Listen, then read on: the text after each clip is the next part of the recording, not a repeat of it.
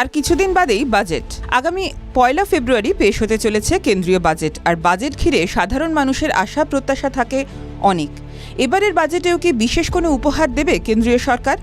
অর্থমন্ত্রী নির্মলা সীতারামন কি ঘোষণা করেন সেদিকে নজর সকলের।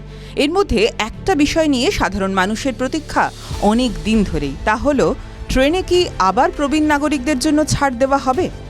সময়ের সঙ্গে সঙ্গে খরচ বেড়েই চলেছে। সম্প্রতি রেলের ভাড়াও বৃদ্ধি করা হয়েছে। গত 26শে ডিসেম্বর থেকে 215 কিলোমিটারের পর থেকে প্রতি কিলোমিটারে যাত্রীদের জন্য ভাড়া বাড়িয়েছে ভারতীয় রেল। জেনারেল কামরায় ভাড়া বেড়েছে প্রতি কিলোমিটারে 1 পয়সা, আর এসি ও নন এসি কামরার যাত্রীদের জন্য প্রতি কিলোমিটারে 2 পয়সা করে ভাড়া বাড়ানো হয়েছে। রেলের তরফে জানানো হয়েছে এই ভাড়া বৃদ্ধি থেকে 600 কোটি টাকা আয় হবে রেলের। 2020 সালে করোনা সংক্রমণ আসার আগে ভারতীয় রেলে প্রবীণ নাগরিকদের জন্য টিকিটে বিপুল ছাড় মিলত। মেল, এক্সপ্রেস, রাজধানী, শতাব্দী ও দুরন্ত এক্সপ্রেসে 60 বছরের ঊর্ধ্বে পুরুষ যাত্রীদের 40% এবং 58 বছরের ঊর্ধ্বে মহিলাদের 50% ছাড় দেওয়া হতো।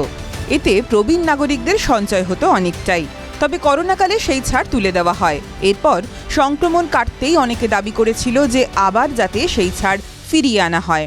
সরকারের কাছে দাবিও জানানো হয়, তবে তা হয়নি। আসন্ন 2026 সালের বাজেটে ফের একবার জনগণের প্রত্যাশা যে ট্রেনের টিকিটে প্রবীণ নাগরিকদের জন্য ছাড়ের ব্যবস্থা আবার চালু করা হবে। যদি সরকার এই পদক্ষেপ করে তাহলে লক্ষ লক্ষ প্রবীণ নাগরিক উপকৃত হবে। TV9 Bangla digital.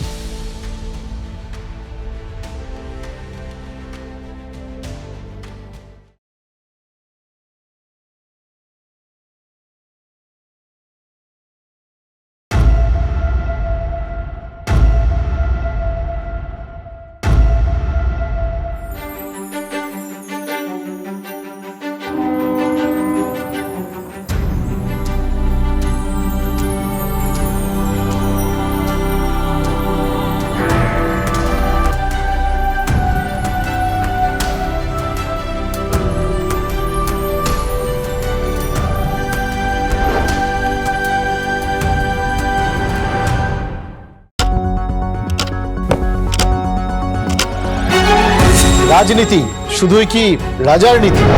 রাজা উজিরের চোখে নয়, আপনার আমার চোখে সমাজের ছবি। কঠিন কথা সহজভাবে না বললেই নয়, না বললেই নয়। প্রতিদিন রাত 9টায় TV9 বাংলায়। TV9 বাংলা না দেখলেই নয়।